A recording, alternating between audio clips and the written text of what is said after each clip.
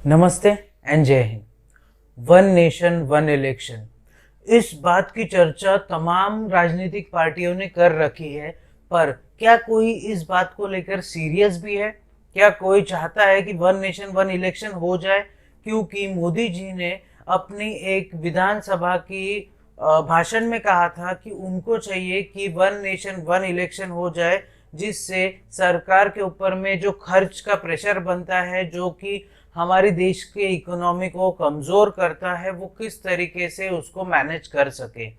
तो क्या one nation one election वास्तव में एक रियलिटी बन सकता है, या फिर ये महज एक जुमला बन के रह जाएगा? इसी के बारे में आपसे बात करेंगे। मेरे एक्सपीरियंसेस में शेयर करूंगा कि मुझे क्या लगता है, क्या होना चाहिए, क्या नहीं होना चाहिए।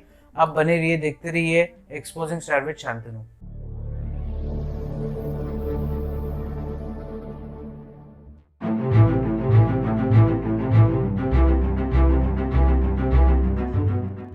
तो वन नेशन वन इलेक्शन, हमारा देश इलेक्शन के दौर में हमेशा ही रहता है। कभी विधानसभा का इलेक्शन, कभी लोकसभा का इलेक्शन, कभी राज्यसभा का इलेक्शन, कभी लोकल बॉडीज का इलेक्शन, कभी पंचायत चुनाव, कभी ये चुनाव, कभी वो चुनाव। सिर्फ चुनाव पे चुनाव, चुनाव पे चुनाव हम लोग करते रहते हैं, और इसमें खर्चा होता है पैसा। पैसा ही पैसा होगा। एक डेटा के अनुसार इंडिया का इलेक्शन एक्सपेंस सबसे हाई है। इंडिया वो कंट्री है जो दुनिया की सबसे बड़ी डेमोक्रेसी है, पर वहां का जो इलेक्शन का कॉस्ट है वो बहुत हाई है। अब इससे आप लोगों को क्या नुकसान होगा? वीडियो थोड़ी सी लंबी होगी, बट बराबर समझ लेना। देखिए, होता क्या है कि अगर किसी को इलेक्शन लड़ना है तो लोकल बॉडीज का मिनिमम इलेक्शन कॉस्ट जो आज के डेट में है वो है 60 to 70 लाख रुपीज। मतलब 60 से 70 लाख रुपए लोकल बॉडीज के इलेक्शन में प्रचार प्रसार इन सब चीजों में खर्चा होते हैं। उसके ऊपर का अगर आपको विधायक वगैरह का चुनाव लड़ना है तो उसके ऊपर में 1.5 करोड़ रुपए एवरेज में खर्चा होते हैं। उसके ऊपर में आपको सांसद का चुनाव लड़ना है तो उसके ऊपर में 3.5 से 4 करोड़ रुपए खर्चा होते हैं। और अगर उससे ऊपर में कोई आपको इलेक्शन लड़ना है तो वो 6-7 करोड़ के करीब में आंकड़ा जाता है। अब ये आदमी, जो भी आदमी इलेक्शन लड़ रहा है, सपोज कर लीजिए कि ए नाम का व्यक्ति इलेक्शन लड़ रहा है, उस व्यक्ति ने 1 करोड़ रुपए इलेक्शन में खर्चा किया, तो वो 1 करोड़ रुपए कहीं ना कहीं से तो कमाएगा। तो वो कैसे कमाएगा? जो उसको फंड्स आते हैं जनता की भलाई के लिए, जनता के डेवलपमेंट के लिए, वो उसमें से अपना 1 करोड़ रुपए निकाल लेता है, क्योंकि उसने इलेक्शन में उतना खर्चा किया था। तो जितना इलेक्शन लड़ने का कॉस्ट बढ़ेगा, उतना ही करप्शन बढ़ेगा। ये बड़ी अच्छी बात कही आप। सीएमआई के 2014 के डेटा के अनुसार 2014 का जो लोकसभा का इलेक्शन था, जिसमें मोदी जी चुनकर आए थे, वो सबसे महंगा, हिस्ट्री में सबसे महंगा चुनाव लड़ा गया था, और उसकी कॉस्ट थी लगभग 85,000 करोड़। आप सोचिए कि ये 85,000 करोड़ रुपए, मतलब ये बहुत बहुत चीजों में यूज हुआ है। मतलब बैनर्स में यूज हुए, होर्डिंग्स में यूज हुए, टीवी इंटरव्यूज में यूज हुए, न्यूज चैनल्स को गए, कॉर्पोरेट हाउसेस को गए हैं, न्यूज़पेपर्स में ऐड दी गई है, रेडियो पे एड्स दिए गए हैं, टीवी पे एड्स चलाए गए हैं, डोर टू डोर कैंपेनिंग हुआ है, पर्चे बांटे गए हैं, लोगों को पेट्रोल दिया गया है, ये वो हर चीज, ये सब पार्टियों का मिलाकर 85,000 करोड़ रुपए खर्चा हुए थे 2014 के इलेक्शन में। इस सज्जन को क्या तकलीफ है भाई? क्या तकलीफ है इनको? अब आप सोचिए, 1989 में ये आंकड़ा महज 7.5 करोड़ था। मतलब 7.5 करोड़ से 85,000 करोड़ का सफर हम तय कर चुके हैं सिर्फ इलेक्शन पे, और वो भी एक लोकसभा इलेक्शन। अगर ऐसा ही चलता रहा तो आने वाला डेटा जो आ रहा है, मतलब जो आने वाली इलेक्शंस होगी 2024 की, उसमें अंदाजा लगाया जा रहा है कि ये आंकड़ा 1 लाख करोड़ के पार हो सकता है। तो आपने घबराना नहीं है। अब ये 1 लाख करोड़ आएंगे कहां से? ये 1 लाख करोड़ कई सारे कॉरपोरेट जगत के लोग हैं जो इनको फंड करते हैं और अपना काम निकलवा लेते हैं।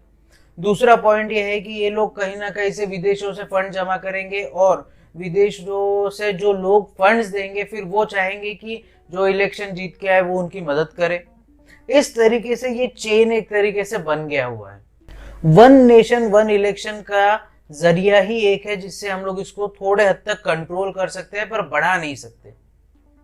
अब आप एक पॉइंट समझिए कि इतना जब खर्चा हो रहा है, ये तो मैंने बात कर ली एक्सपेंस की कि इलेक्शन में इतना एक्सपेंस हो रहा है, पर आप ये सोचिए कि जब आचार संहिता लगती है, जब आप कोई भी पब्लिक का कोई भी काम नहीं कर सकते, जिस भी स्टेट में या राज्य में या कहीं पे भी इलेक्शन हो रहा हो, वहां पे आचार संहिता लगाई दी जाती है और वो आचार संहिता के अनुसार ना कोई नया आप जीआर निकाल सकते हैं, ना कोई नया रोड बना सकते हैं, ना पब्लिक के लिए कोई अच्छी सुख सुविधाएं उन दिनों तक कर सकते हैं, ना कुछ ना कुछ ना कुछ। जितने भी रिसोर्सेस है गवर्नमेंट के वो सब लग जाती है इलेक्शंस पे, चाहे फिर वो पुलिस डिपार्टमेंट हो, सिक्योरिटी फोर्सेस हो, इलेक्शन कमीशन ऑफ इंडिया हो, इसके बाद में लोकल पैरा एसएफ हो, ये सब लोग लग जाते हैं नेताओं की आवभगत में और जनता छूट जाती है। हम लोग दिन ब दिन देख रहे हैं ना कि वोटिंग परसेंटेज कहीं पे बहुत ज्यादा होता है, कहीं पे कम होता है। अब इसका सॉल्यूशन ये है कि परेशान आदमी क्या करे, हर 2-2, 3-3 साल में कोई ना कोई चुनाव है जिसमें आदमी वोट कर रहा है, चाहे फिर वो लोकल इलेक्शन हो या फिर वो सेंट्रल का इलेक्शन हो। हर जगह आदमी वोटिंग कर करके थक जाता है। उसको ऐसा लगता है कि यार सिर्फ यही करने के लिए थोड़ी मैं आया हूँ, और कहीं ना कहीं वो ठगा हुआ महसूस करता है। तो मुझे ऐसा लगता है कि वन नेशन वन इलेक्शन से वोटिंग परसेंटेज बढ़ेगा, क्योंकि लोगों को पता है कि 5 साल में एक ही बार वोट देना है दोनों जगह, मतलब आपको स्टेट के लिए भी देना है और सेंटर के लिए भी देना है। 2 ईवीएम्स रख लीजिए, एक सेंटर के लिए रहेगी, एक स्टेट के लिए रहेगी, दोनों का साइमल्टेनियसली इलेक्शन करवा दीजिए, कॉस्ट कटिंग हो जाएगा। कॉस्ट का जो आपको कंटिन्यू इलेक्शंस करते रहने का है वो खर्चा आपको नहीं होगा। एक ही इलेक्शन कर दीजिए और इलेक्शन के 4-5 दिन के लिए छुट्टी घोषित कर दीजिए। क्या बात है सर, क्या बात है सर, क्या बात, ये बात है। अब आप बोलेंगे कि 4-5 दिन अगर छुट्टी घोषित कर दी तो देश को कितना नुकसान होगा। जी हाँ, मैं मानता हूँ नुकसान होगा, पर आप ये सोचिए कि स्टेट के इलेक्शंस में 2 दिन की छुट्टी, सेंटर के इलेक्शन में 4 दिन की छुट्टी, लोकल बॉडीज इलेक्शन में 2 दिन की छुट्टी, ऐसे करके तो 8-10 दिन की छुट्टी आप साल भर में इलेक्शंस के तौर पे दे देते हैं। पर अगर आप एक ही इलेक्शन करेंगे तो मेरे हिसाब से वो इलेक्शन की आप 3-4 दिन छुट्टी दे दीजिए। लोगों को कोई काम नहीं रहेगा करने को, तो लोग जाएंगे इलेक्शन में वोट करने। मेरे हिसाब से वन नेशन वन इलेक्शन का डिसएडवांटेजेस, या मतलब जो लोकल पार्टीज है वो क्यों विरोध करेगी मैं बताता हूँ। लोकल पार्टीज है, उनको ऐसा लगेगा कि यार जो सेंटर में राज कर रहे हैं उनका प्रेशर ज्यादा बन जाएगा। लोग बोलेंगे, लोगों को लगेगा कि यार जो सेंटर में बैठा है उसी को स्टेट में ला लो, तो इससे लोकल पार्टियां धीरे धीरे खत्म होती जाएगी। बट ऐसा मुझे नहीं लगता, क्योंकि लोकल पार्टीज का एक अलग बैलेट बॉक्स बनाओ, सेंटर का एक अलग बैलेट बॉक्स बनाओ, प्रचार प्रसार उस तरीके से करो, सीएम पद का जो कैंडिडेट है वो घोषित कर दो। इसके बाद में आप इसको यूं समझ लीजिए कि डिसएडवांटेजेस इसके क्या है। अब अगर समझ लीजिए फॉर एग्जांपल 2024 में हम लोग वन नेशन वन इलेक्शन लागू कर देते हैं। वन नेशन वन इलेक्शन में अब हो ये रहा है, अब फॉर एग्जांपल आप समझ लीजिए हरियाणा का इलेक्शन समझ लीजिए कि 2023 में ही हुआ है, तो वहां की गवर्नमेंट को प्रॉब्लम ये हो जाएगा कि अगर वन नेशन वन इलेक्शन होगा तो हरियाणा का गवर्नमेंट एक ही साल के लिए पावर में आ पाएगा, फिर उसको 1 साल बाद फिर से चुनाव में जाना पड़ेगा। वैसे आप एग्जांपल ले लीजिए महाराष्ट्र का। महाराष्ट्र में इलेक्शन समझ लीजिए 2025 में होने वाले हैं, पर वो गवर्नमेंट को 1 साल कम मिलेगा राज करने को, क्योंकि उनको 4 साल में ही इलेक्शन में जाना पड़ेगा। ये चीज होगी। अब इसको एक सरल तरीके से समझाता हूँ। समझ लीजिए कुछ फाइटर प्लेन्स है। अब कुछ फाइटर प्लेन्स को आप स्टेट्स की कैटेगरीज में डिवाइड कर लीजिए, हरियाणा, महाराष्ट्र, वेस्ट बंगाल, झारखंड, उत्तर प्रदेश, मध्य प्रदेश। अब ये सारे स्टेट्स अलग अलग टाइम पे अलग अलग जगह पे इलेक्शंस में जा रहे हैं। अब इनको हमको एक स्ट्रेट रूप में लाना है। अब ये स्ट्रेट रूप में तभी आ पाएंगे जब किसी को कम टेन्योर मिलेगा, किसी को 1 साल का मिलेगा, किसी को 2 साल का मिलेगा, किसी को 6 साल का मिलेगा। इन लोगों में ये थोड़ा सा कोऑर्डिनेशन बिठाना जरूरी है, बट ये once and for all sort out हो जाएगा। एक बार की तकलीफ होगी, हमको डिमोनेटाइजेशन के टाइम पे भी तकलीफ हुई थी, तो ये एक बार की तकलीफ हम लोग सहन कर सकते हैं, पर इससे गवर्नमेंट या हमारा देश लगभग सालाना 1 लाख से 1.5 लाख करोड़ रुपए सिर्फ एक इलेक्शन से बचा सकता है, जब अभी की हम लोग 5 से 6 इलेक्शन छोटे बड़े मिला के जाते हैं, चाहे वो पंचायत चुनाव हो या कोई भी हो। अब इसमें किसी को ये लगेगा कि यार अगर अभी तो मोदी जी की मेजोरिटी है लोकसभा में, तो वो उनकी सरकार गिरने का कोई संबंध नहीं, बट अगर फॉर एग्जाम्पल किसी की कोएलिशन गवर्नमेंट बनती है और उन लोगों में आपस में समन्वय नहीं बैठता है कि भाई नहीं करूंगा, नहीं हो पाएगा, हम लोग सरकार तोड़ देंगे, हम लोग गवर्नमेंट छोड़ देंगे, तो वापस री इलेक्शन हो गए सारे स्टेट्स के, तो ऐसा नहीं होना चाहिए। उसके लिए कुछ संविधान में संशोधन करने पड़ेंगे, कुछ आर्टिकल्स हमको बदलने पड़ेंगे। उन आर्टिकल के अनुसार आप सारा पावर प्रेसिडेंट को दे दीजिए, प्रेसिडेंट अपनी कैबिनेट खुद बनाएंगे, और अगर प्रेसिडेंट के पास कैबिनेट जाएगा तो जब इलेक्शन का ड्यू डेट रहेगा तभी इलेक्शंस होंगे, चाहे फिर वो कोalition गवर्नमेंट टूट क्यों ना जाए, फिर वो गवर्नमेंट बाहर बैठेगी और प्रेसिडेंट इस चीज को हैंडल करेंगे। कुछ आर्टिकल्स में संशोधन करने पड़ेंगे, हमको संविधान में थोड़ा सा अमेंडमेंट लाना पड़ेगा, तभी ये हो पाएगा, वरना हमारे यहाँ का जो करप्शन है वो इसलिए बढ़ रहा है क्योंकि कॉस्ट ऑफ इलेक्शन बढ़ चुकी है। अगर इलेक्शन में खर्चा बढ़ेगा तो उसको कमाने का जरिया उनको ढूंढना पड़ेगा, तो लोग इसी तरीके से ढूंढ रहे हैं। अब आप क्या सोचते हैं कि 1 नेशन 1 इलेक्शन होना चाहिए या नहीं? क्या 1 नेशन 1 इलेक्शन एक महज मिथ है या फिर ये वास्तव में कभी आ सकता है?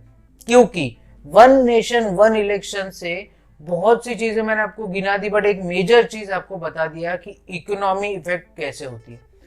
इकोनॉमी इफेक्ट होने का सबसे बड़ा तरीका ये है कि जितने भी बिजनेस के लेन देन है, जो कैश है, ये है, वो सब बंद हो जाते हैं।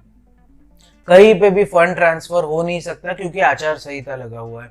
बिजनेस वालों को बहुत तकलीफ होती है इससे। इसके अलावा सब लोगों को, टीचर्स को, इसको उसको, 0 से लेके 100 तक हर कोई इससे परेशान होता है। छोटे छोटे कई पार्ट्स में इलेक्शन होके, कि आज इधर का इलेक्शन, कल उधर का इलेक्शन, परसों इधर का, और ऐसे करके हमारा देश 5 साल कम से कम 4 से 5 इलेक्शन ही लड़ते रहता है। तो जनता के लिए काम करने का वक्त कम मिलेगा। अब आप सोचिए कि क्या हमारे देश को 1 नेशन 1 इलेक्शन के लिए स्ट्रिक्टली कुछ सोचना चाहिए या नहीं, और अगर सोचेंगे तो इसके क्या फ्लॉज होंगे, क्या इसमें आर्टिकल्स में संशोधन किए जाएंगे। वहां पे बहुत एक्सपर्ट्स बैठे हैं, उनको ज्यादा पता है, बट ये मेरा सजेशन है कि अगर कोalition गवर्नमेंट टूटती है तो प्रेसिडेंट के पास सारे पावर दे दीजिए, और उसके बाद जब तय निर्धारित समय पर ही इलेक्शन करवाए जाएंगे। इससे होगा ये भी कि गवर्नमेंट कभी भी तोड़ने के लिए 100 बार सोचेगी, अपने हाथ से पावर जाके 2.5 साल 3 साल वो नहीं रह पाएगी। तो आप सोचिए कि क्या ये होना चाहिए, और अगर होना चाहिए तो मुझे जरूर बताइएगा। अब आप क्या कर सकते हैं, अपने हाथों की सफाई का जरूर से ध्यान रखिए, बार बार अपने हाथों से अपने चेहरे को मत छूइए। इसके अलावा सोशल डिस्टेंसिंग का ध्यान जरूर रखिए, मतलब अपने में और अगले में कम से कम 10 से 12 फीट का अंतर रखिए। इसके अलावा भारत में बनी कोरोना वैक्सीन कई प्रक्रियाओं से गुजरने के बाद अब तक पहुंच रही है, तो जब भी आपकी बारी है कोरोना वैक्सीन जरूर लगवाइए। इसके अलावा जब भी आप अपने घर से बाहर निकले, अपने चेहरे को फेस मास्क से कवर करना ना भूलिए। इससे आप खुद की भी रक्षा कर पाएंगे और औरों की भी रक्षा कर पाएंगे। इसके अलावा अगर लाइफ में कभी आपको लो फील हो, कोविड की वजह से आपकी जॉब चली गई हो, आप पे इकोनॉमिक क्राइसिस आ गए हो, या कोई भी आपको प्रॉब्लम हो, तो इसके बारे में अपने घर वालों से बात कीजिए, जानने पहचानने वालों से बात कीजिए। डिप्रेशन में मत जाइए, डिप्रेशन को मार के इंडिया से भगाइए। और अगर मेरे पास में और भी कोई टॉपिक आता है तो उसके ऊपर मैं एक वीडियो बना दूंगा। तब तक के लिए आप बने रहिए, देखते रहिए एक्सपोजिंग स्टार विद शांतनु। जय हिंद।